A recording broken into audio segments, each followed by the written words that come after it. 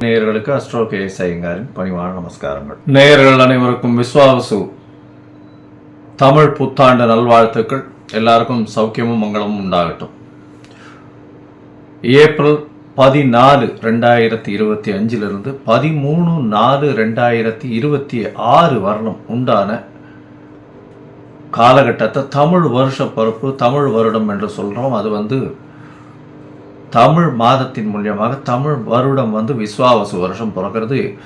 இப்போது நம்மளுக்கு போன வருஷம்ன்றது பார்க்கும்போது குரோதி வருஷம்னு சொல்கிறது. இப்போ விஸ்வாவசு வருஷம்.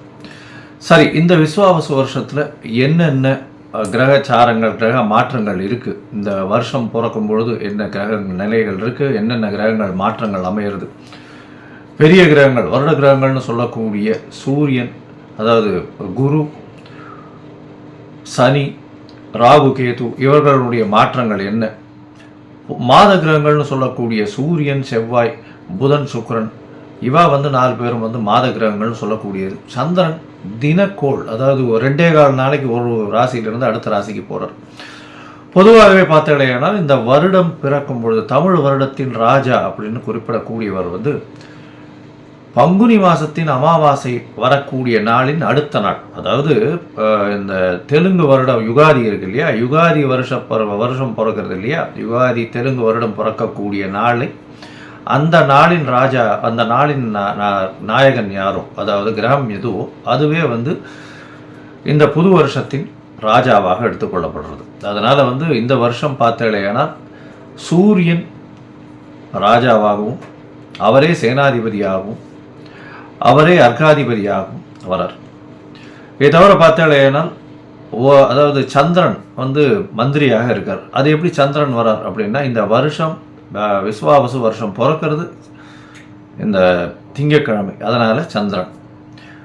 அதே மாதிரி பார்த்தேன்னா ஆவணி மாதம் சேனாதிபதி எப்படி டிசைட் பண்ணுறது அப்படின்னா, சேனாதிபதினு சொல்லக்கூடியது ஆவணி மாதம் வரக்கூடிய முதல் நாள் சேனாதிபதியும், ஆடி மாதம் அப்படின்னு சொல்லக்கூடியது சஸ்யாதிபதியும். இதெல்லாம் எதுக்கு முக்கியம் அப்படின்னா, சஸ்யாதிபதி அப்படின்னா இந்த விளைச்சல் எப்படி இருக்கும் அப்படின்னு சொல்லக்கூடியது. சேனாதிபதியை எதுக்கு சொல்கிறோம் அப்படின்னா, இந்த இராணுவங்கள், அதை தவிர தளவாடங்கள், அதை தவிர நம்முடைய பாதுகாப்பு, இதெல்லாம் இதை ஆளக்கூடியவர் யார் அப்படின்னா சூரியனாக இருப்பார் இந்த வருஷம். அதனால் என்ன ஆகும் அப்படின்னா, இந்தியாவினுடைய பொதுவாகவே இந்த லா அண்ட் ஆர்டர் ரொம்ப ஸ்ட்ராங்காக இருக்கும். மிகவும் கடுமையான சட்டங்கள் பாயக்கூடிய காலகட்டமாக இருக்கும். ஏன்னா சூரியனே ராஜாவாக இருக்கார். அதை தவிர வரிகள் கொஞ்சம் அதிகமாக இருக்கும், விலைவாசி கொஞ்சம் அதிகமாக போகக்கூடிய வாய்ப்புகள் நிச்சயமாக உண்டு. இதை தவிர பார்த்தாலேனால் இந்த செவ்வாய்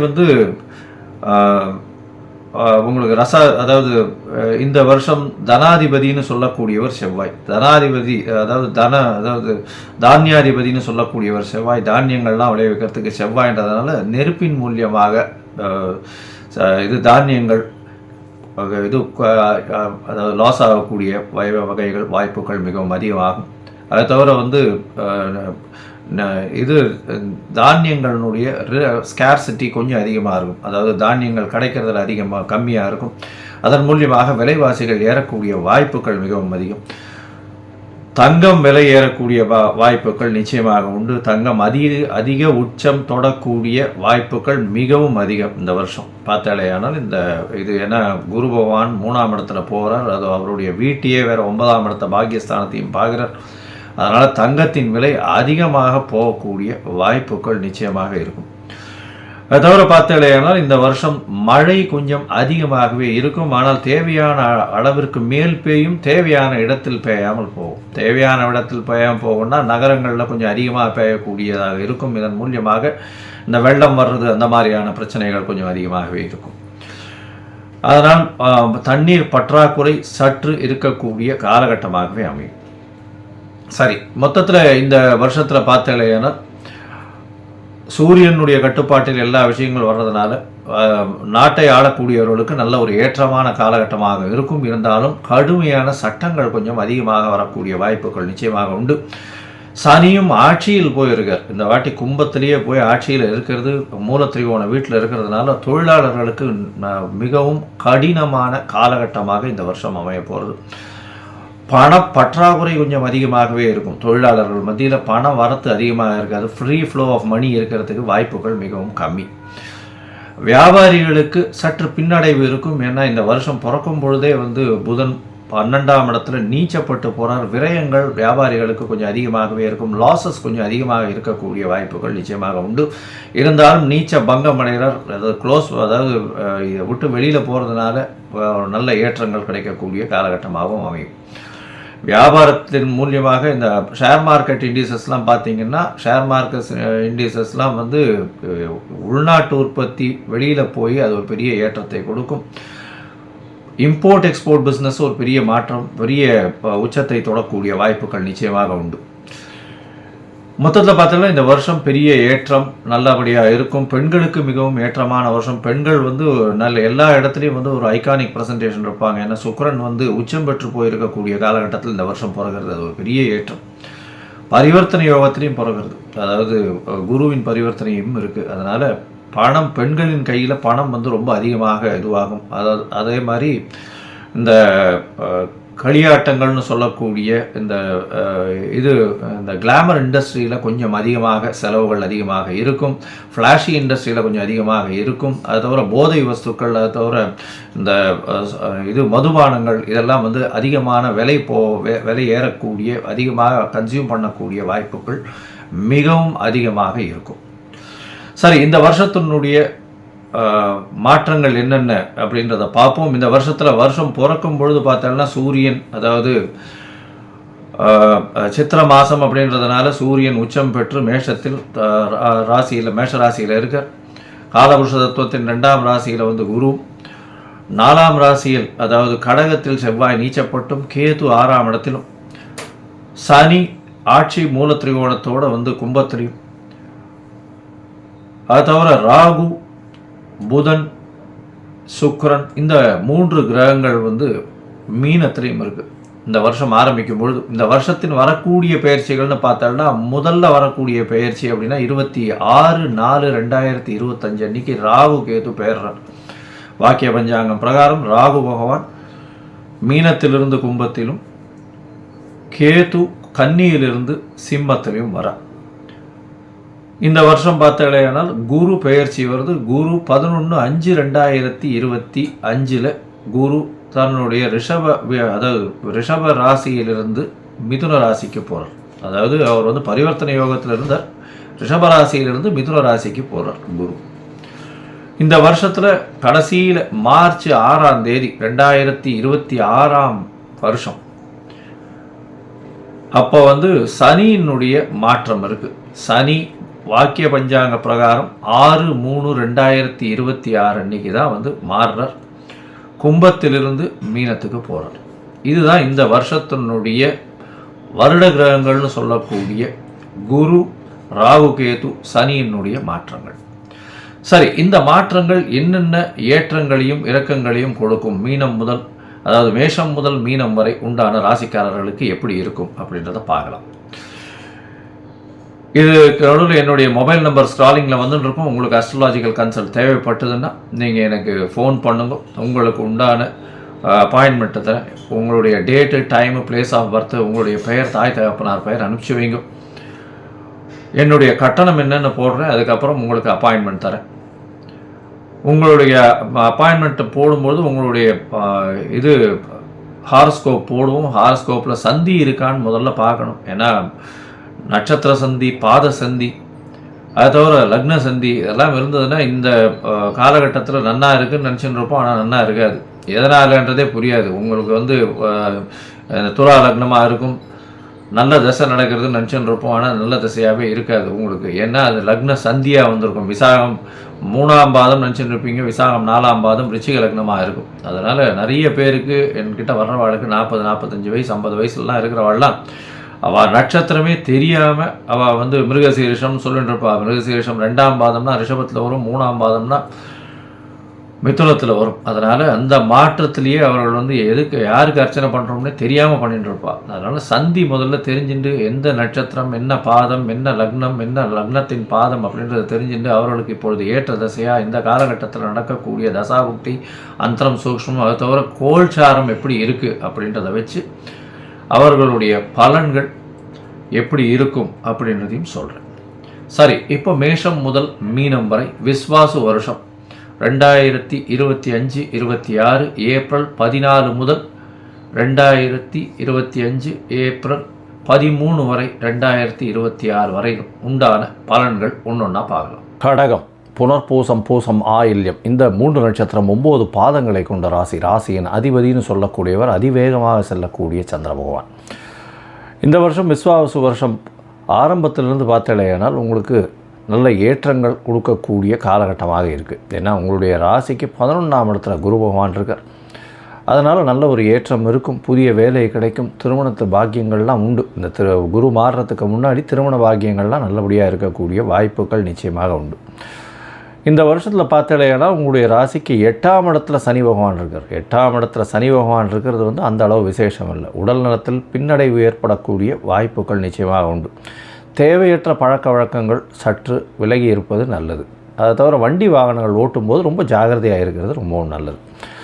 இந்த வருஷம் பார்த்தோன்னா உங்களுடைய ராசிக்கு அஷ்டமத்து சனி. இந்த வருஷ கடைசியில் தான் வந்து சனி பயிற்சி வருது. அதாவது அடுத்த வருஷம் மார்ச் மாதம் 6ஆம் தேதி 2026 மார்ச் 6 வருது. அதனால் இந்த வருஷத்தில் பார்த்தாலேயானால் முழுக்க வந்து விஸ்வாச வருஷத்தில் சனி பகவான் அவர் கும்பத்திலேயே ஆட்சி பெற்று மூலத்திரிகோண வீட்டில் இருக்கிறது உங்களுக்கு பின்னடைவை ஏற்படுத்தும் உடல் நலத்தில். இருந்தாலும் வேலையில் மாற்றங்கள் கிடைக்கும், திடீர் பண யோகங்கள் வரக்கூடிய வாய்ப்புகள்லாம் உண்டு, நிச்சயமாக இருக்கும். உங்களுடைய ராசிக்கு பார்த்தாலேயானால் குரு பகவான் ராசிக்கு 12ஆம் இடத்துக்கு போகிறார். 12ஆம் இடத்துக்கு போகும்போது பார்த்தாலேயானால் அதாவது வெளிநாடு போய் வரக்கூடிய வாய்ப்பு உண்டு. வெளிநாட்டில் இருக்கிறவங்களுக்கு பார்த்தாலேயானால் அவங்களுக்கு பர்மனெண்ட் ரெசிடென்ஷிப் கிடைக்கக்கூடிய வாய்ப்புகள் நிச்சயமாக இருக்கும். ராசிக்கு 5ஆம் இடத்தை அதாவது 4ஆம் இடத்தை வந்து குரு பகவான் பார்க்குறார். 4, 6, 8 இந்த 3 இடத்தையும் வந்து குரு பார்க்குறார். இந்த காலகட்டத்தில் பார்த்தலையானால் படிக்கக்கூடிய குழந்தைகளுக்கு நல்ல ஒரு ஏற்றம் கிடைக்கக்கூடிய காலகட்டமாக அமையப்போகுது. அது தவிர பார்த்தலையானால் உங்களுடைய ராசிக்கு தாயின் உடல்நிலையில் நல்ல ஒரு ஏற்றம் இருக்கக்கூடிய காலகட்டம். ஏன்னா குருவின் பார்வை இருக்கிறதுனால நல்ல ஒரு ஏற்றம் இருக்கக்கூடிய காலகட்டமாக இருக்குது. புதிய வேலை வரும், புதிய கடன் அமையக்கூடிய காலகட்டமாக அமையும். புதுசாக வீடு மனை வாங்கக்கூடிய புதிய கடன் அமையக்கூடிய காலகட்டமாக அமையப்போகிறது. இந்த வருஷத்தில் பார்த்தடையானால் புதுசாக ஒரு வீடு வாங்குவீங்க, கடனை அதிகப்படுத்திக்குவீங்க, இதெல்லாம் உங்களுக்கு நிச்சயமாக நடக்கும். இருந்தாலும் அதன் மூலியமாக ஸ்ட்ரெஸ் வரும். அதன் மூலியமாக வெளிநாட்டில் போய் சம்பாதிக்க வேணுன்ற வீட்டை விட்டு பிரிந்து வெளியூர் வெளிமாநிலம் வெளிநாடு சென்று சம்பாதிக்கக்கூடிய வாய்ப்புகளும் மிகவும் அதிகமாக இருக்கும். இந்த வருஷம் உங்களுடைய ராசிக்கு அதாவது வருஷம் பிறந்து ஒரு 15 நாள்லேயே பார்த்தோன்னா ராகு கேத்துனுடைய பயிற்சி வருது. ராகு வந்து உங்களுடைய ராசிக்கு 8ஆம் இடத்திலும் கேத்து உங்களுடைய ராசிக்கு 2ஆம் இடத்துலையும் வரும். ராகு பகவான் 8ஆம் இடத்துல இருக்கிறது ரொம்பவும் நல்லது. அதுவும் குருவின் பார்வையில் இருக்கிறது ரொம்பவும் விசேஷம். இதன் மூலியமாக பார்த்தலையானால் எல்லா விதமான வெற்றியும் வரும். மறைந்த இடத்துலேருந்து திடீர் பணவரவுகள் வரும், நிறைந்த செல்வங்கள் வரும். மறைந்த இடத்துலேருந்து திடீர் பணவரவு அது வந்து இந்த ரேஸு லாட்ரி அந்த மாதிரியான விஷயங்கள் நிச்சயமாக இருக்கும். கீழ்த்தட்டு மக்களிடமிருந்து பேர் ஆதரவு கிடைக்கக்கூடிய காலகட்டமாக உங்களுக்கு அமைய போகிறது.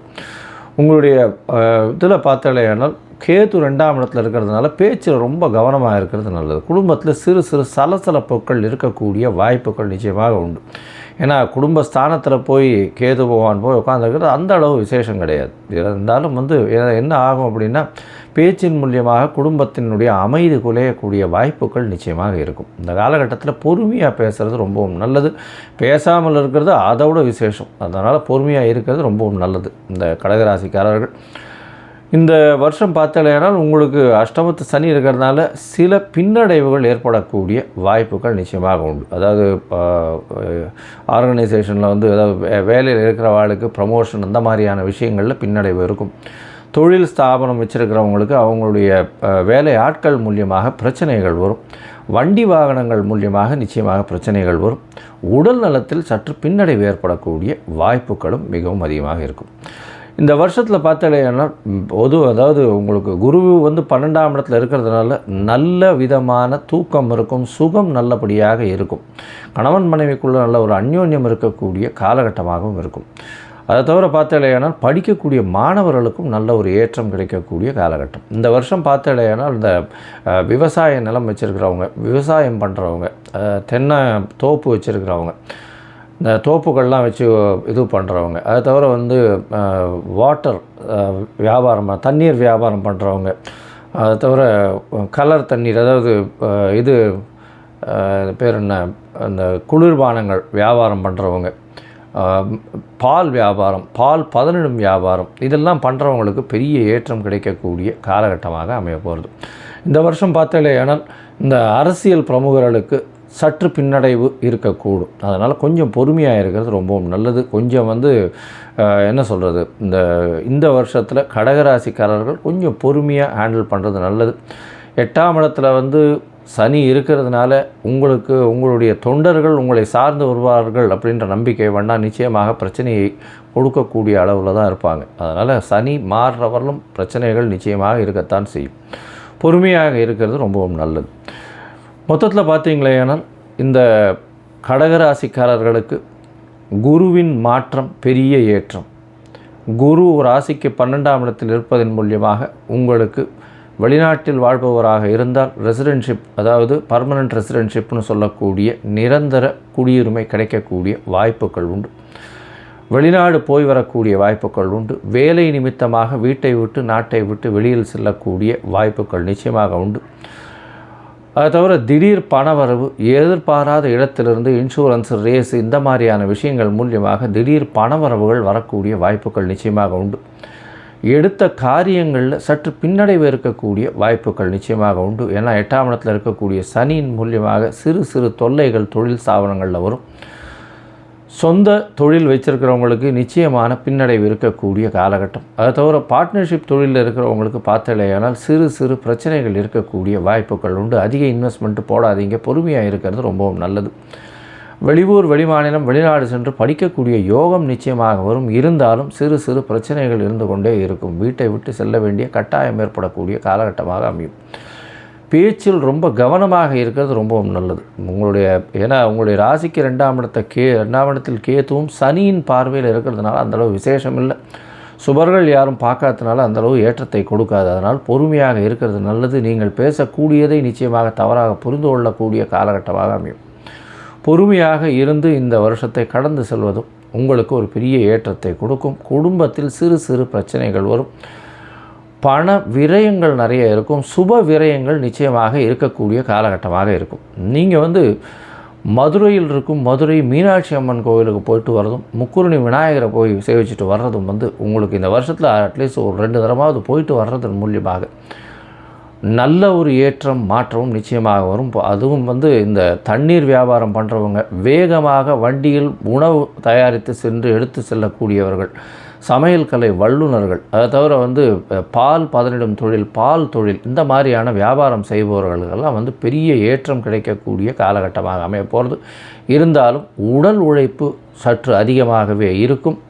உடல் நலத்தில் சற்று கவனமாக இருப்பது நல்லது. தொழிலில் உங்கள் கீழ் வேலை செய்பவர்களை நம்ப வேண்டாம். பொறுமையாக இருப்பது மிகவும் நல்லது அப்படின்னு சொல்கிறேன். சிம்மம், மகம், பூரம், உத்திரம், இந்த 3 நட்சத்திரம் 9 பாதங்களை கொண்ட ராசி. ராசியின் அதிபதினு சொல்லக்கூடியவர் சூரியன். இந்த வருஷம் பிறக்கும் பொழுது எப்பொழுதுமே பார்த்தாலேயானால் சித்திரை மாதத்தில் வந்து சூரியன் ராசிக்கு 9ஆம் இடத்துலேருந்து உச்சம் பெற்று போகிறது இருக்கக்கூடிய காலகட்டம். இந்த வருஷம் பார்த்தாலேயானால் இந்த சிம்ம ராசிக்காரர்களுக்கு பொதுவாகவே வருஷ கிரகங்கள்னு சொல்லக்கூடிய குரு, சனி, ராகு, கேது, இந்த 4 கிரகங்களை வச்சு இதனுடைய மாற்றங்களை வச்சு தான் சொல்லக்கூடிய வாய்ப்பு உண்டு. இந்த வருஷம் பார்த்தீங்கன்னா உங்களுடைய ராசிக்கு ராகு 8ஆம் இடத்துல இருந்தவர் 7ஆம் இடத்துக்கும் உங்களுடைய ராசியிலேயே கேத்துவும் வர்றார். இது வந்து எந்த அளவுக்கு விசேஷம்னு பார்த்தோம்னா உடல் நலத்தில் சற்று பின்னடைவு இருக்கும். ஏன்னா ராசியிலேயே கேத்து இருக்கிறதும் நல்ல சுபர்களுடைய பார்வை இல்லாதனாலையும் நிச்சயமாக உடல் நலத்தில் சற்று பின்னடைவு ஏற்படக்கூடிய வாய்ப்புகள் உண்டு. மன கிளேசங்கள் வரும். மைண்டில் வந்து ஸ்ட்ரெஸ்ஸு கொஞ்சம் அதிகமாக இருக்கக்கூடிய காலகட்டமாக அமைய போகிறது. இந்த வருஷம் பார்த்தாலேயானால் உங்களுடைய ராசிக்கு சப்தமத்தில் வந்து சனி ஆட்சி பெற்று போயிருக்கார் கும்ப ராசியில். அதை தவிர சனி 7ஆம் இடத்தில் வந்து ராகுவோடு சேர்ந்து இருக்கக்கூடிய காலகட்டம்.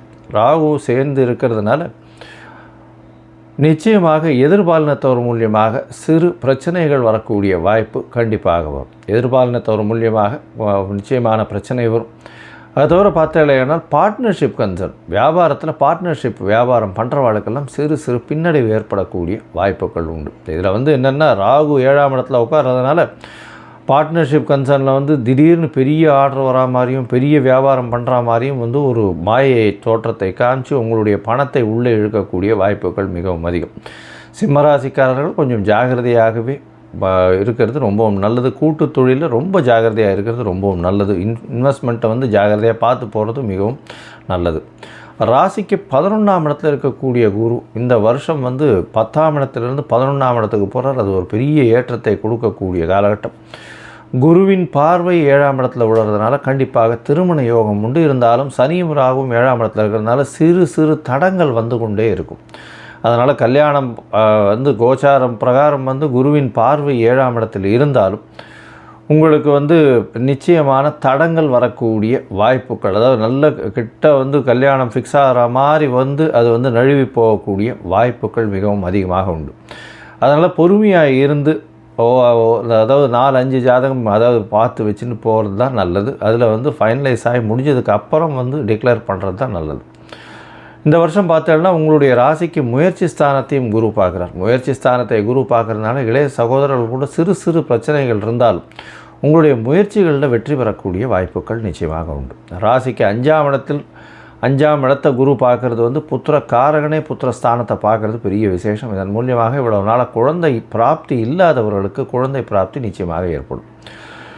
இந்த வருஷத்தில் சனியினுடைய பார்வை பார்த்தாலேனால் உங்களுடைய ராசியில் விழுது. ராசியிலேயே கேத்து பகவான் இருக்கிறதுனால உடல்நிலையில் ரொம்ப பின்னடைவு இருக்கும். ஒரு டிப்ரெஸ்டு ஆட்டிடியூட் இருக்கும். டிப்ரெஸ்டு ஆட்டிடியூட்னால் இன்ஃபீரியாரிட்டி காம்ப்ளெக்ஸ் இருக்கும். அதாவது எந்த ஒரு விஷயமும் நம்ம தோற்று கொண்டே இருக்கோமேன்ற ஒரு மன எண்ணங்கள் நிச்சயமாக உங்களை வேதனைப்படுத்தும். மென்டல் ஸ்ட்ரெஸ்ஸு கொஞ்சம் அதிகமாக இருக்கக்கூடிய காலகட்டமாகவே இந்த வருஷம் அமையும். கொஞ்சம் பொறுமையாக இருந்து போகிறது தான் ரொம்பவும் நல்லது.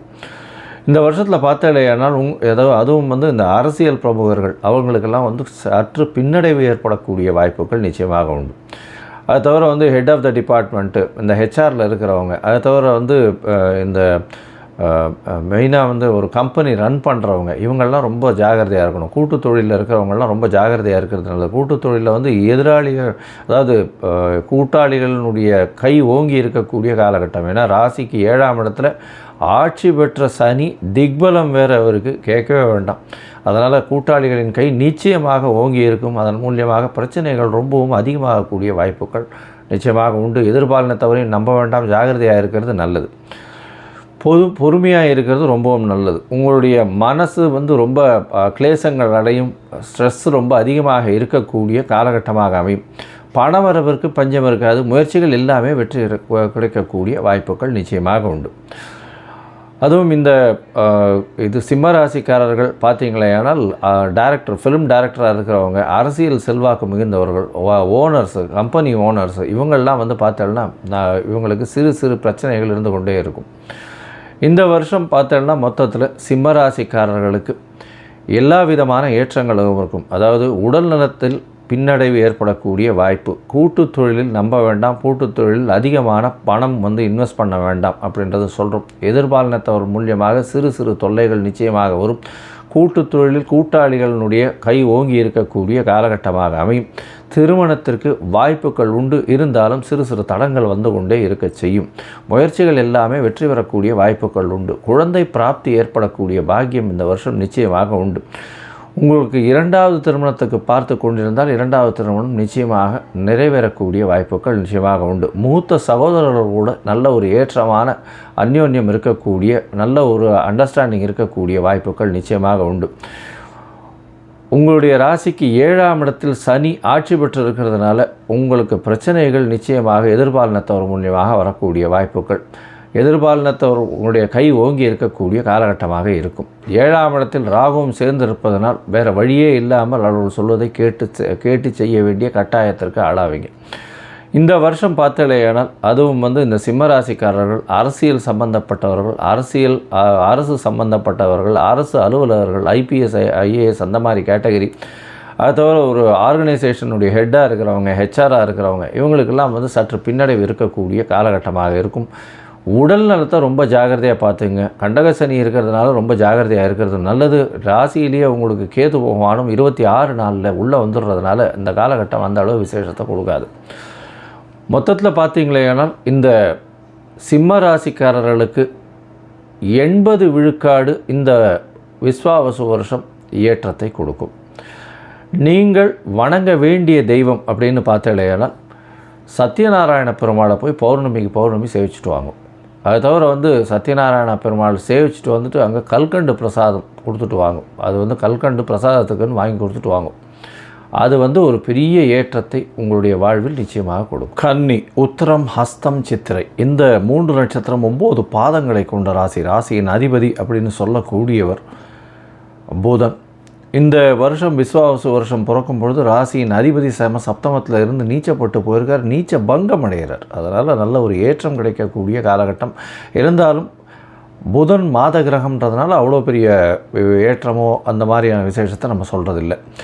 பொதுவாகவே வருஷ கிரகங்கள் அப்படின்னு சொல்லக்கூடியது குரு, சனி, ராகு, கேது இந்த 4 கிரகங்களை வச்சு தான் வருஷத்தினுடைய பலன்களை சொல்லுவோம்.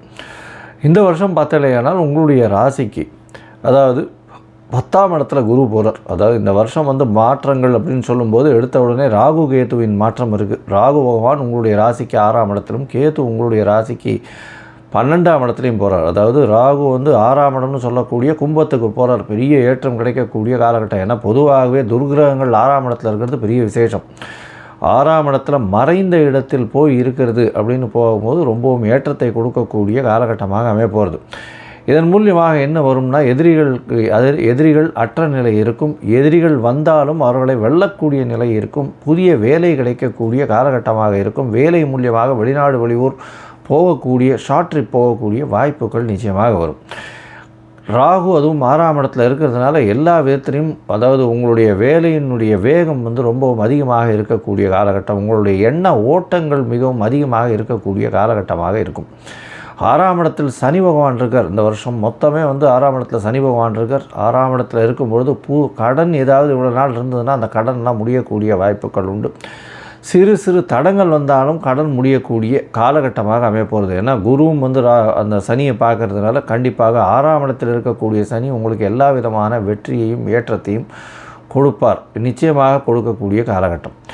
இந்த வருஷம் எடுத்த உடனே ஒரு மாதம் 1.25 மாதத்துலேயே ராசிக்கு 10ஆம் இடத்துல குரு போகிறார். இவ்வளோ நாளாக 9ஆம் இடத்துல இருந்தார் குரு. அதுவும் குரு வக்ரகதி அடைஞ்சு திருப்பி இதுவாகி அதுக்கப்புறம் 10ஆம் இடத்துக்கு போகிறார். ராசிக்கு 10ஆம் இடத்துக்கு குரு போகும்பொழுது தொழிலில் ஒரு மாற்றங்கள் ஏற்படும். ஆனால் மாற்றங்கள் ஏற்றமாக இருக்கக்கூடிய வாய்ப்புகள் உண்டு. புதிய வேலை அமையக்கூடிய வாய்ப்பு, வேலையில் மாற்றங்கள் அமையக்கூடிய வாய்ப்புகள் இருக்கும். பண வரவிற்கு பஞ்சம் இருக்காது. ஏன்னா அதாவது தனக்காரகனே தனஸ்தானத்தை பார்க்குறது பெரிய விசேஷத்தை கொடுக்கக்கூடிய காலகட்டமாக அமைய போகிறது. அது தவிர பார்த்தாலேனால் உங்களுடைய ராசிக்கு அதாவது 4ஆம் இடத்தையும் பார்க்குறது. அதனால் படிக்கக்கூடிய மாணவர்களுக்கு நல்ல ஒரு ஏற்றம் இருக்கும். தாயின் உடல்நிலையில் நல்ல ஒரு ஏற்றம் இருக்கக்கூடிய காலகட்டமாக அமைய போகிறது. தாயின் உடல்நிலையில் நல்ல ஒரு ஏற்றம், புதிய வீடு மனை வாங்கக்கூடிய பாக்கியம், புதிய கடன் ஏற்படக்கூடிய வாய்ப்புகள் நிச்சயமாக இருக்குது. சுப செலவுகள் வரக்கூடிய வாய்ப்புகள் நிச்சயமாக இருக்குது. உங்களுடைய ராசிக்கு பார்த்தாலேனால் 12ஆம் இடத்துல கேது பகவான் போகிறார். தூக்கம் கெடக்கூடிய வாய்ப்பு, வெளியூர் வெளிமாநிலம் வெளிநாடு சென்று வரக்கூடிய வாய்ப்புகள் நிச்சயமாக இருக்கும். ஷார்ட் ட்ரிப் போயிட்டு வரக்கூடிய வாய்ப்புகள் இந்த வருஷம் நிச்சயமாக உண்டு. இந்த வருஷத்தில் பார்த்தாலேயானால் சனி உங்களுடைய ராசிக்கு 6ஆம் இடத்துல இருக்கிறதுனால எல்லா விதத்திலையும் வெற்றி பெறக்கூடிய வாய்ப்பு, எந்த ஒரு யாரையும் முந்தி செல்லக்கூடிய வாய்ப்புகள் நிச்சயமாக உண்டு. எடுத்த காரியத்தை நிச்சயமாக நிறைவேற்றக்கூடிய காலகட்டமாக அமைய போகிறது. மொத்தத்தில் பார்க்கும்பொழுது இந்த வருஷம் அதாவது விஸ்வாவசு வருஷம் பார்த்தாலேயானால் கன்னியா ராசிக்காரர்களுக்கு பெரிய ஏற்றத்தை கொடுக்கக்கூடிய காலகட்டமாக அமைய போகிறது. இந்த வருஷத்தில் எல்லா விதமான ஏற்றங்களும் இருக்கும். அதாவது பண வரவிற்கு பஞ்சம் இருக்காது. உடல் நலத்தில் நல்ல ஒரு ஏற்றம். என்ன கேது பகவானும் மாறிடுறார். உடல் நலத்தில் நல்ல ஏற்றம், எடுத்த காரியங்கள் நிச்சயமான வெற்றி, படிக்கக்கூடிய மாணவர்களுக்கு நிச்சயமாக ஏற்றம் கிடைக்கும். பண வருமானம் தடங்கள் இருக்காது. வெளிநாடு போய் படிக்கக்கூடிய பாக்கியம் உண்டு. போட்டித் தேர்வில் வெற்றி பெறக்கூடிய பாக்கியம் நிச்சயமாக உண்டு. படிக்கக்கூடிய மாணவர்களுக்கு நல்ல ஒரு ஏற்றமாக இருக்கும். தாயின் உடல்நிலையில் நல்ல ஒரு ஏற்றம், புதிய கடன் அமையக்கூடிய வாய்ப்புகள் உண்டு, புதிதாக வீடு மனை வாங்கக்கூடிய வாய்ப்புகள் உண்டு. இந்த காலகட்டத்தில் தூக்கம் கிடக்கூடிய வாய்ப்புகள் நிச்சயமாக இருக்கும். இந்த வருஷம் பார்த்தலையானால் உங்களுடைய ராசிக்கு 6ஆம் இடத்தில் இருக்கக்கூடிய ராகு அபரிமிதமான ஏற்றத்தை கொடுப்பார், புதிய வேலையில் மாற்றத்தை கொடுப்பார். அதில் பெரிய ப்ரமோஷனை கொடுத்து அபரிமிதமான ஏற்றங்களை கொடுக்கக்கூடிய காலகட்டமாக அமைய போகிறது. எதிர்பாராத இடத்திலிருந்து திடீர் பணவரவு வரக்கூடிய வாய்ப்புகள் நிச்சயமாக இருக்கும். எடுத்த காரியங்கள் நிச்சயமாக வெற்றி பெறக்கூடிய வாய்ப்பு. இந்த கன்னியாராசிக்காரர்கள் அதுவும் இந்த சார்ட்டர்ட் அக்கௌண்ட்டாக இருக்கிறவங்க, அதை தவிர பேப்பர் தொழில், பேப்பர் எழுத்து பணி, இந்த மாதிரியான விஷயங்கள், ஆர்ட் டைரக்டர்ஸாக இருக்கிறவங்க, அதை தவிர பார்த்தலையானால் கம்யூனிகேஷன், என்ஜினியரிங், பார்ட்னர்ஷிப் வியாபாரம், இந்த மாதிரியான வியாபாரங்கள் பண்ணுறவாளுகள்லாம் பெரிய ஏற்றம் கிடைக்கும். அது தவிர சொந்த தொழில் பண்ணுறவங்களுக்கு புதிய தொழில் அமையக்கூடிய வாய்ப்பும், புதிய தொழிலில் பெரிய ஏற்றம் கிடைக்கக்கூடிய வாய்ப்பும் நிச்சயமாக அமையும். பார்ட்னர்ஷிப் தொழிலில் பார்த்தலையானால் சற்று பின்னடைவு இருந்தாலும் பார்ட்னர் கூட நல்ல ஒரு இணக்கம் செல்லக்கூடிய வாய்ப்புகள் நிச்சயமாக இருக்கும். உங்களுடைய ராசிக்கு பார்த்தலையானால் எல்லா விதமான வெற்றிகளும் இந்த வருஷம் இருக்குது. இந்த வருஷம் நீங்கள் நாமக்கல் சென்று ஆஞ்சநேயர் ஒரு 2 தடவையாவது வழிபட்டு வாங்க, பெரிய ஏற்றம் கிடைக்கும். அவருக்கு ஒரு வெத்தலை மாலை சாத்திட்டு வாங்க, உங்களுடைய வாழ்வில் மிகப்பெரிய வசந்த காலம் வரும். இந்த வருஷம் கன்னியா ராசிக்காரர்களுக்கு 90 விழுக்காடு எல்லா விதமான வெற்றிகளும் வந்து சேரும்.